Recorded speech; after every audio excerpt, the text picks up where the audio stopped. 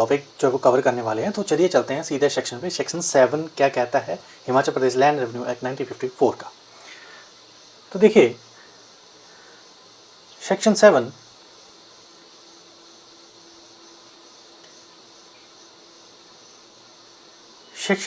कह रहा है explain the hierarchy of the revenue officer in Himachal Pradesh who administer land record and land revenue, mutation, partition cases and other revenue matters.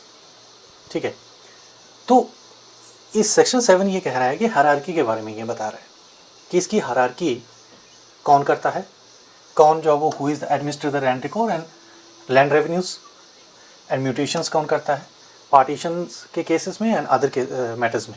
तो ये सब चीज़ें इसमें डिस्कस करेंगे। तो सबसे पहले हम इसका रेवेन्यू ऑफिसर कौन है इसका मीनिंग हम समझ लेते हैं। तो देखिए revenue officer meaning under section 7, revenue officer is the government officer appointed under the act perform revenue administration function such as. Administrative कौन है, रेवेन्यू ऑफिसर कौन है, officer of the government officer appointed, government के द्वारा जो वो officer appoint किया गया है किस चीज़ के लिए, एडमिनिस्ट्रेशन फंक्शन को परफॉर्म करने के लिए। कौन से वो फंक्शंस हैं वो हम एक बार देख लेते हैं। Maintaining land record, number 1 maintaining land record, number 2 collection of land revenue, number 3 mutation proceeding, number 4 partition of land, number 5 is the settlement operations. तो जो इन सब चीज़ों में एक्ट परफॉर्म करता है, जो ये एक्शन करता है, जो ये परफॉर्मेंस करता है, उसी को ही जो है वो under the land revenue act के अंडर जो है वो रेवेन्यू ऑफिसर माना जाएगा। ओके, सब चीज़ें सेटलमेंट ऑपरेशंस तो करते हैं। इसके अलावा एक और है वो ये है रेवेन्यू अपील्स एंड रिवीजन, ये भी इसमें होता है। इसका एक और पॉइंट है, छठा पॉइंट है ये। ठीक है, अब चलते हैं classes of revenue officer. Section 7 close 1, section 7 close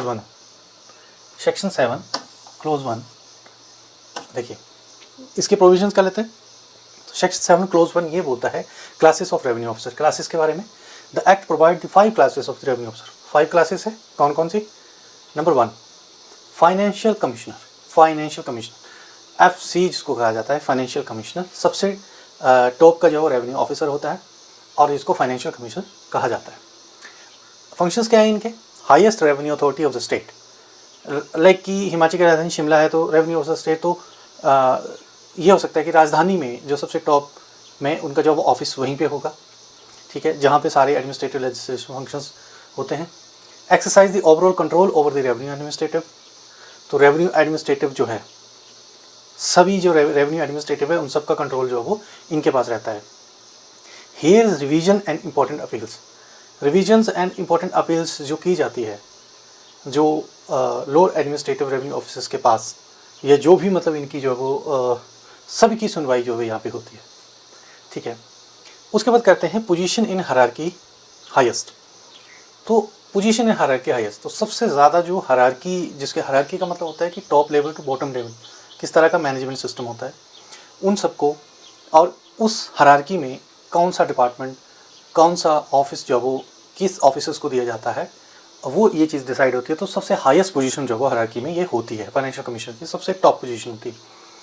second number पे आता है बी, इसका 7 क्लोज 1 का बी बोलता है कमिश्नर। और कमिश्नर किसको कहा जाएगा, तो कमिश्नर कहते हैं कि head of the revenue division. देखिए डिवीजन कहा जाता है। ओके, टोटल डिवीजन्स जो है वो यहाँ पे हिमाचल के 12 डिस्ट्रिक्ट है, तो 12 डिस्ट्रिक्ट को 3 डिवीजन में डिवाइड किया गया है। Number 1 Shimla, number 2 Mandi, number 3 is the Kangra. तो यहाँ के डिविजनल ऑफिसर्स हैं, यहाँ पे जो वो कमिश्नर साहब यहीं पे बैठते हैं। ठीक है, देखिए 100 आई थिंक इसमें टोटल जो है वो 12 डिस्ट्रिक्ट में जो वो अलग अलग इसको डिवाइड किया गया है। जैसे कि अगर मैं बात करूँ तो इसमें कांगड़ा डिवीज़न की अगर मैं बात करूँ तो कांगड़ा में चंबा आता है, ऊना आता है, हमीरपुर आता है, लाहौल एंड स्पीति आता है। और मंडी डिवीज़न की अगर मैं बात करूँ तो इसमें मंडी, कुल्लू एंड बिलासपुर आता है। और शिमला डिवीज़न में आपका शिमला, सोलन, सिरमौर एंड किन्नौर, ये सारे डिवीज़न जो है इसमें आते हैं। तो ये चलिए हम आगे करते हैं कि इस head of the revenue division, एक तो पहले ये कमिश्नर हेड होगा, कमिश्नर साहब जो रहेंगे हमारे हेड रहेंगे। उसके बाद हमारे सुपरविजन क्या कहते हैं, उनका काम क्या होगा, supervision collectors and other revenue officer within the division. Division के अंदर क्या रहेगा, इनका सुपरविजन रहेगा कलेक्टर के ऊपर और रेवेन्यू ऑफिसर जो भी रहेंगे उस डिवीजन के अंडर। उसके बाद hear appeal from the orders of collector.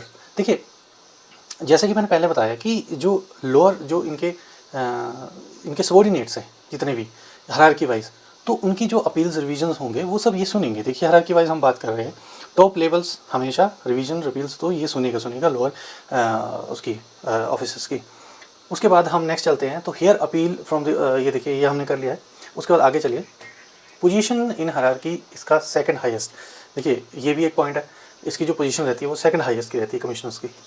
तो देखिए उसके बाद जो है वो सी सेक्शन 7 का इसका क्लोज 1 का सी जो है वो हम देख लेते हैं, कलेक्टर। उसका कलेक्टर रहता है, तो कलेक्टर कहते हैं principal revenue officer of the district के जो वो प्रिंसिपल रेवेन्यू ऑफिसर कौन हो गए। देखिए इनके अंडर भी और बहुत सारी रेवेन्यू ऑफिसर्स आते हैं, लेकिन इनका क्या रहता है, इनका जो वो प्रिंसिपल रेवेन्यू ऑफिसर्स रहते हैं, मतलब ये मेन होते हैं डिस्ट्रिक्ट के, हेड होते हैं डिस्ट्रिक्ट के, ठीक है। उसके बाद generally the deputy commissioner DC of the district, जिसको हम डीसी साहब कहते हैं अपने, वो जो है वो इनके हेड होते हैं। उसके बाद इनके फंक्शंस क्या रहते हैं वो हम थोड़ा सा कर लेते हैं। देखिए इनके फंक्शन क्या है, रेवेन्यू एडमिनिस्ट्रेशन ऑफ डिस्ट्रिक्ट का जितना एडमिनिस्ट्रेशन होगा, ठीक है, वो ये संभालेंगे। उसके बाद लैंड एक्विजिशन के जो मैटर्स होंगे वो भी इनके उसमें आएंगे, और रेवेन्यू अपील्स, जितनी भी रेवेन्यू अपील्स होंगी वो भी यहाँ पे आएगी, और पार्टीशन और म्यूटेशन सुपरविजन, जो भी पार्टीशन हो रहे हैं, जो भी म्यूटेशंस हो रही हैं, उन सब का जो सुपरविजन जो है वो ये हमारे डीसी साहब करेंगे। उसके बाद नेक्स्ट आता है आपका पोजीशन एंड हायरार्की। तो देखिए डिस्ट्रिक्ट लेवल का हेड, जैसे कि मैंने पहले बताया, तो ये इनकी हायरार्की रहती है। उसके बाद आता है आपका डी में, देखिए डी में आता है आपके असिस्टेंट कलेक्टर फर्स्ट ग्रेड आ जाते हैं, ठीक है। यूजुअली इंक्लूड्स, अब क्या कह रहते हैं, ये जो हमारे असिस्टेंट कमिश्नर्स होते हैं वो इनमें आएंगे। सब डिविजनल ऑफिसर जिनको हम एसडीओ बोलते हैं सिविल में, वो यहाँ पे आते हैं। और तहसीलदार व्हेन अपॉइंटेड, जब अपॉइंट किए जाएंगे तहसीलदार, तो यूजुअली जो है वो ये चीज़ रहेंगे, इनमें ये चीज़ आते हैं। और इनकी पावर्स क्या हैं वो थोड़ा सा कर लेते हैं। देखिए इनकी पावर रहेगी डिसाइड म्यूटेशन केसेस को डिसाइड करेंगे, पार्टीशन की प्रोसीडिंग्स को देखेंगे, एंड रेवेन्यू डिस्प्यूट्स, अगर मान लो कोई रेवेन्यू डिस्प्यूट्स हो जाते हैं डिस्ट्रिक्ट में तो उनको भी देखेंगे। सर्टेन जुडिशियल रेवेन्यू फंक्शंस, तो कभी कभी क्या होता है कि जुडिशियल फंक्शन भी जो है वो इसमें जुडिशियल फंक्शन भी उनको कुछ एक पावर जो है वो दी जाती है, जुडिशियल फंक्शंस की पावर दी जाती है, वो भी ये इसमें परफॉर्म करेंगे। उसके बाद आपका आ जाता है assistant collector second grade. Assistant collector पहले फर्स्ट ग्रेड, अब आगे सेकंड ग्रेड। तो देखिए सेकंड ग्रेड में ये क्या रहते हैं, नायब तहसीलदार रहते हैं, and other officer appointed by the government, depend है। उसके बाद इनके फंक्शंस की अगर हम बात कर लेते हैं, फंक्शंस की बात अगर हम करते हैं, रेवेन्यू रिकॉर्ड मेंटेनेंस, इनका काम क्या रहता है, रेवेन्यू। देखिए पहले तो हमने पावर कर ली, पावर का तो फंक्शन कर लेते हैं। फंक्शन क्या है, रेवेन्यू रिकॉर्ड मेंटेनेंस। इनका क्या रहता है, रेवेन्यू को जो रिकॉर्ड होता है उसको मेंटेन करना होता है। उसके बाद फील्ड इंस्पेक्शन, फील्ड में जाते हुए इंस्पेक्शन करते हैं कि हाँ भाई कौन सी ज़मीन है, क्या है, कहाँ पे कुछ डिस्प्यूट्स है, उनका जो है वो एक बार जाके वहाँ पे विजिट करते हैं। उसके बाद इनिशियल म्यूटेशन प्रोसीडिंग करते हैं। कलेक्शन ऑफ रेवेन्यू, किसी ने टैक्स नहीं पे किया है, कोई रेवेन्यू कहीं से आया नहीं है, पे नहीं करा, तो उसके लिए भी ये जो है वो इनका जो ये फंक्शन रहता है, ये करते हैं। उसके बाद इसकी हायरार्की, इनकी हायरार्की पोजीशन कहा जाता है, तो लोएस्ट रेवेन्यू ऑफिसर, मतलब लोएस्ट रेवेन्यू ऑफिसर्स कहा जाता है, ठीक है। चलिए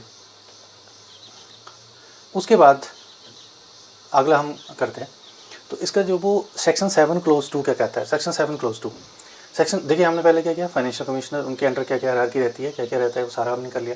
सेकंड आता है आपका deputy commissioner as the collector. Clause 2 में सेक्शन 7 क्लोज 2 में deputy commissioner as the collector. देखिए इनके प्रोविजंस कर लेते हैं, इनके प्रोविजंस क्या क्या है। देखिए द डिप्टी कमिश्नर यानी कि DC of the district shell be the collector of the district. साफ साफ कहा है कि जो ये सेक्शन ये कहता है कि डिस्ट्रिक्ट डिप्टी कमिश्नर जो है वो डीसी, वो डिस्ट्रिक्ट का जो वो हेड होगा, collector of the that district का कलेक्टर रहेंगे। उसके बाद मीनिंग कर लेते हैं, मीनिंग क्या है, इसका मतलब क्या है। मतलब देखिए कहते हैं कि every district has the one deputy commissioner, हर एक डिस्ट्रिक्ट का जो एक जो वो डिप्टी कमिश्नर रहेंगे। The DC automatically act that as a collector under this act. Automatically जो भी अपॉइंट होंगे वो जब ऑटोमेटिकली जो वो यहाँ के क्या रहेंगे, एज अ कलेक्टर रहेंगे अंडर दिस एक्ट। चलिए एग्जाम्पल कर लेते हैं, एग्जाम्पल से समझ आ जाएगा। फिर हम जो है वो इसका सेक्शन इसका 3 क्लोज करेंगे 7 का। देखिए, if a land dispute arise in the Shimla district, the deputy commissioner Shimla acts as the collector under the act. Simple सा है, इसमें कोई लॉजिक लगाने की जरूरत नहीं है। शिमला में कोई डिस्प्यूट्स हुआ है तो लैंड डिस्प्यूट्स हुआ है तो कलेक्टर की जो भूमिका होगी वो एज हमारे डीसी साहब करेंगे, शिमला के डीसी साहब करेंगे, सॉरी। ओके, उसके बाद इसका क्लोज 3 कर लेते हैं, सेक्शन 3 का clause 3, appointment of the assistant collectors. देखिए, क्लोज 3 बोलते हैं कि appointment of the assistant collectors की अपॉइंटमेंट। देखिए, द स्टेट गवर्नमेंट में appoint as the assistant collector first grade. कौन करेगा? State government. देखिए, यहाँ पे एक सबसे बड़ी इंपॉर्टेंट बात अगर मैं कर दूँ, अगर कोई भी अपॉइंटमेंट है वो गवर्नमेंट के द्वारा ही अपॉइंट होगी, गवर्नमेंट के द्वारा ही रिक्रूट की होगी, और वो ही डिसाइड करती है कि कौन जो है वो अपॉइंट किस पोस्ट के लिए कौन सा अपॉइंट रहेगा। तो that is the descriptions by the state government of Himachal Pradesh. तो चलिए आगे करते हैं। तो असिस्टेंट कलेक्टर फर्स्ट ग्रेड कौन रहेंगे? असिस्टेंट कमिश्नर रहेंगे, तहसीलदार रहेंगे, सिंपल सी है। उसके बाद as assistant collector second grade में क्या रहेंगे? असिस्टेंट कमिश्नर रहेंगे, तहसीलदार रहेंगे, नायब तहसीलदार भी हो सकते हैं, एज कमिश्नर भी हो सकते हैं। तहसीलदार नहीं है तो उनकी भूमिका जो नायब तहसीलदार करेंगे, अगर नायब तहसीलदार की भूमिका नहीं है तो एज एन द तहसीलदार ही करेंगे। तो ये सारा कुछ रहता है। ये एक जो ये दिया गया है, ये एक पोस्ट का नाम है, ये कोई ऐसा कुछ नहीं है, इन दोनों में कोई ज़्यादा फ़र्क नहीं है। बस थोड़ा सा ये रहता है कि जैसे जिनको ज़्यादा एक्सपीरियंस हो गया है वो आप फर्स्ट ग्रेड में आ जाएंगे, प्रमोशंस वगैरह हो जाएगी, और सेकंड ग्रेड में, मतलब इस तरह का ये रहता है, ठीक है। नायब तहसीलदार हैं तो वो आगे चल के जब उनका टाइम आएगा प्रमोशंस का तो वो भी तहसीलदार बनेंगे, कमिश्नर बनेंगे, है ना। तो वो इस तरह का मतलब जो है इनका रहता है। तो चलिए आगे चलते हैं। तो देखिए, आगे अगर मैं बात करूँ, देखिए वही बात आ गई जो मैं आपको कहा कि depending upon the power delegate by the government, government में जो पावर दी है वही जो है वो यहाँ परफॉर्म करेंगे, ठीक। ओके, अब जो है नेक्स्ट चलते हैं section 7 close 4 mode of the appointment. देखिए, ये सेक्शन कहता है, देखिए ये अभी हम 7 सेक्शन ही पढ़ रहे हैं, इसके जितने भी सारी सेक्शन हम कर रहे हैं, देखिए हम डीपली और बिल्कुल आपको आसान शब्दों में जो है वो इनको तोड़ मरोड़ के आसान शब्दों में समझाने की मैं कोशिश कर रहा हूँ। तो देखिए आप समझिए, mode of the appointment, mode क्या रहेगा, तरीका क्या रहेगा, गवर्नमेंट का क्या तरीका रहेगा, क्या रहेगा, किस तरह से अपॉइंट्स होंगे, ठीक है, किस तरह से अपॉइंट्स होंगे। देखिए, अपॉइंटमेंट का क्या रहता है, सबसे पहले आपको पता ही होगा, जैसे कि हमारा IAS को अपॉइंट करने के लिए यूपीएससी रहता है, वैसे ही हिमाचल में अपॉइंट्स करने के लिए HAS का एग्ज़ाम रहता है। मोस्ट ऑफ दी HAS का एग्ज़ाम, देखिए जो फाइनेंस कमिश्नर वगैरह होंगे, जो DC कलेक्शन है, उनका तो सेम वही जो मैंने आपको बताया कि UPSC वगैरह वहाँ से वो अपॉइंट्स होंगे। लेकिन क्या है कि हिमाचल के जितने भी तहसीलदार, नायब तहसीलदार और ये जो ग्रेड्स रहते हैं या पटवारी वगैरह हो गए, ये सब रहते हैं तो HAS के थ्रू रहते हैं। पटवारी का तो डायरेक्ट जो है वो एग्ज़ाम होता है, चाहे वो हमीरपुर चैन बोर्ड, जिसको जो है वो अभी उसका नाम भी चेंज हो गया है, अभी मुझे नाम नहीं याद आ रहा, बट जब वो उनके थ्रू होते हैं पटवारी वगैरह, ठीक है, कानून वगैरह तो चलो प्रमोशंस लेके भी बन जाते हैं, है ना, मतलब पटवारी के अलावा। तो कहने का मतलब ये है मेरा कि HAS का एग्ज़ाम होगा, उसके बाद जो वो कहीं ना कहीं वो तहसीलदार अपॉइंट होंगे, ठीक है। लेकिन कहते हैं कि तहसीलदार मान लो चंबा डिस्ट्रिक्ट है, तो चंबा डिस्ट्रिक्ट में एक तहसीलदार अपॉइंट हुए हैं, लेकिन अब क्या है कि मान लो वो नायब तहसीलदार अपॉइंट हुए हैं, ठीक है, लेकिन उनको एक्स्ट्रा पावर देनी है, कोई करना है कि भाई ये मेडिसिन की पावर भी आपके पास रहेगी, और या कुछ भी मतलब अपडेट्स उनको देना है कि ये पावर भी अब आपके पास है, मतलब कुछ भी ऐसे पावर डिस्ट्रीब्यूट अगर करनी है तो कैसे होगी, मोड ऑफ अपॉइंटमेंट्स कैसे होगा, कैसे उनकी वहाँ अपॉइंटमेंट्स होगी। फर्स्ट ऑफ ऑल अपॉइंटमेंट तो मैंने आपको बता दी, जो भी एग्ज़ाम वगैरह रहता है वो तो चलो रहती है। उसके अलावा appointments are the made through, कैसे appointment made be by name, example mister A appointment as the assistant collector first grade, बस सिंपल है, ज़्यादा इसमें कुछ नहीं रह जाता। या तो फिर बाय जो है वो बाय ऑफिस का नेम लिया जाएगा। Example all the tehsildar of the district shell be assistant collector first grade. जितने भी तहसीलदार हैं उनको ये पावर दी जाती है, उनकी अपॉइंटमेंट की जाती है कि आपको जो आज से आप जो रहेंगे असिस्टेंट कलेक्टर रहेंगे first grade in the Himachal Pradesh land revenue acts, या इस तरह से नोटिफिकेशन निकाली जाएगी। उसके अलावा देखिए, उसके अलावा बाय डिस्क्रिप्शन, इसका सी पॉइंट कहता है बाय डिस्क्रिप्शन मीन्स, एग्जाम्पल देखिए, all Naib Tehsildar of the Himachal Pradesh shall be assistant collector second grade. क्या कहा ये, all Naib tehsildar as the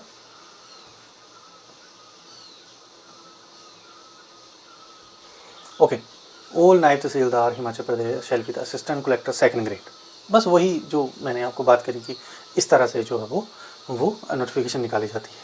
उसके बाद हम करेंगे इसका सेक्शन 7 का क्लोज 5 करेंगे। देखिए 4 तो हमने कर लिया, 4 में क्या है, मोड है, मोड ऑफ अपॉइंटमेंट है।